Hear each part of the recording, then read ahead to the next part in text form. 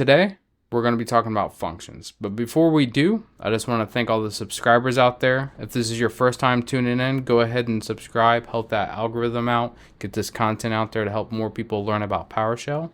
Today, we're going to be talking about functions, specifically what a function is, why we use them. There are advanced functions, which we'll make another video on later, but this one's just to get your feet wet. We're just go over the basics of a function, why you create them, parameters, the different data types you can pass in. So without further ado, let's hit the shell. All right, so today we're going to be hitting the shell, obviously, because we always hit the shell, and we're going to be talking about functions. So let's write some reusable code with PowerShell functions. We'll go ahead and get that started. Make sure my key bindings are all right. There we go. Let's hit the shell with some reusable PowerShell. So a function, there's specific syntax to it. First, it starts with the word function and then the name of your function. PowerShell does have naming standards. It's usually verb - noun. You can use anything you like, but IDEs like Visual Studio Code will complain if you're not using approved verb, which we've seen in previous videos. If you want to see approved verbs, you can do get verb, and it will list out all the approved verbs and their different data types and why you would use them. So for this one here, obviously, say hello. You can see it says uses an approved verb. This is what I was talking about. So you'll do function, the name of your function, and then whatever code you want to execute inside. Now, when you load this up, or when you run this, so if I were to go into terminal and run selected text, notice nothing came to the screen, right? It just loads the function in code. Now I can run that by just typing in, say hello. It even tab completes because it's loaded in memory. And we can see right here, hello from the inside of the function. So this is the base of a function. Now they do get a lot more crazy, but I just want you to understand the concepts of why we have functions. This is for if we have reusable code.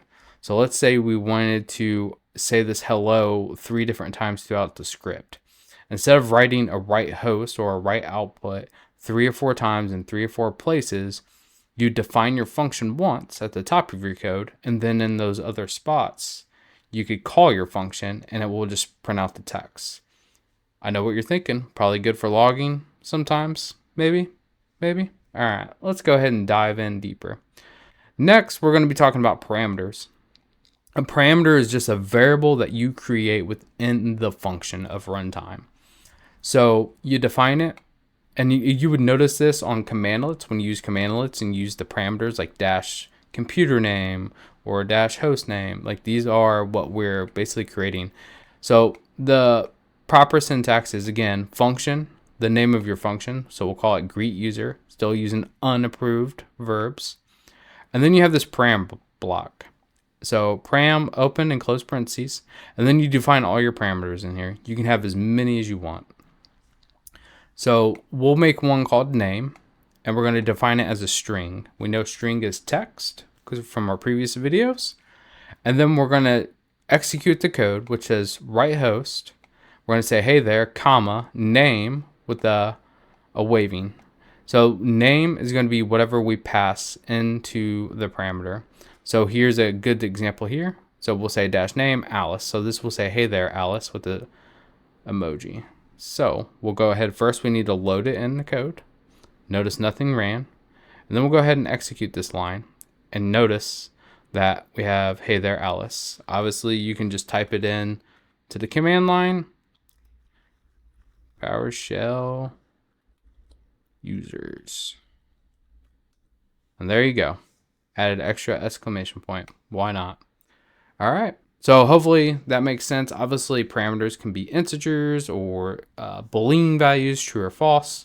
So you can kind of get a little crazy there. You can name parameters after anything you want. It's typically, I always try to follow the PowerShell naming standards. So if it's computer name, I'll use computer name. If it's name, I'll use name. I won't make anything special outside of those, because when it comes to piping, you can leverage that later on when you're doing property names, which we'll talk about. This is technically referred to as a property name. So next we'll talk about returning values, because so far we just returned output, right? We haven't really returned values. So here is a function for adding numbers. So basically we have two params now. We have A and B, and then we'll return A plus B. So this is, again, think of like math. I know we're doing math here, but in the code, everything in parentheses runs first, right? So this is going to take whatever you give A and whatever you give B, and it's going to return that output. You don't need to use the word return. You could literally just remove that and it would work. It's always best to put like a return, or we can change this to even write output, and it will display it to the screen. It's good to do that just so when someone is looking at your code, they know what is being put out into the terminal, and they're not trying to figure out what line's doing what. So we'll go ahead and we'll load this up. And then we'll do add numbers. So we're going to do A is going to be equal to 5, B is going to be equal to 3. We're going to store that in a variable result, which we learned from other videos. So we'll go ahead and run that. And then we put right host sum is, and there you go, 8. So that's another function. Again, adding numbers in case you need to do that over and over again. You no longer have to do this plus that. You can just use your add numbers function. And again, functions are how modules are actually built later on. A module is literally just a file full of functions. That's all PowerShell module is. There's a little bit more to it, but that's the easiest way to think of it. Here's another one. We'll call it for splatting.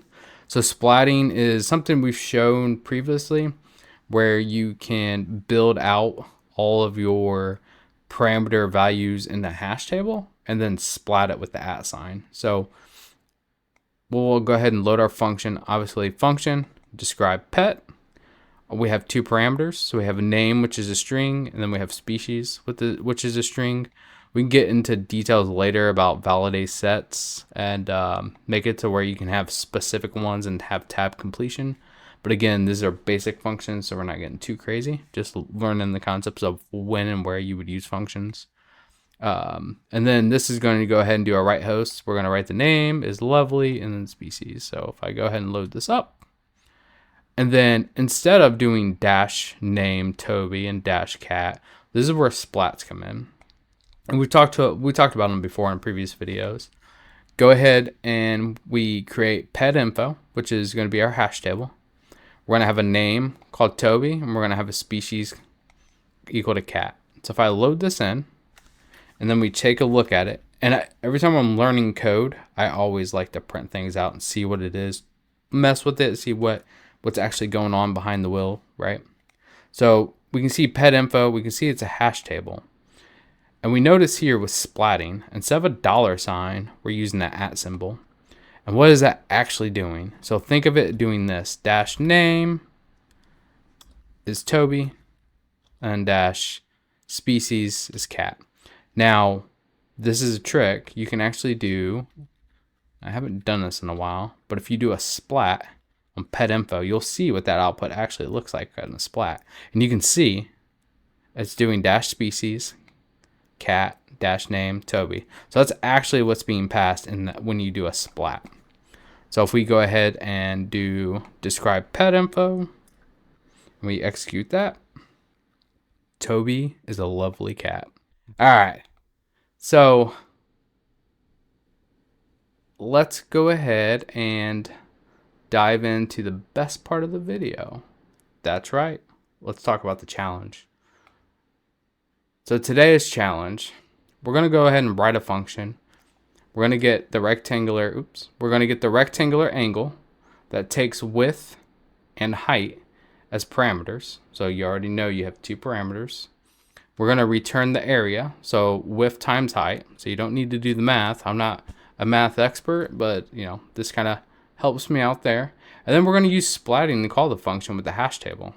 So go ahead and get your hands on some splatting. So that's it for today. Basic functions. I'm going to try to make more videos every Tuesday. But thanks for viewing, and I appreciate the likes and subscribes.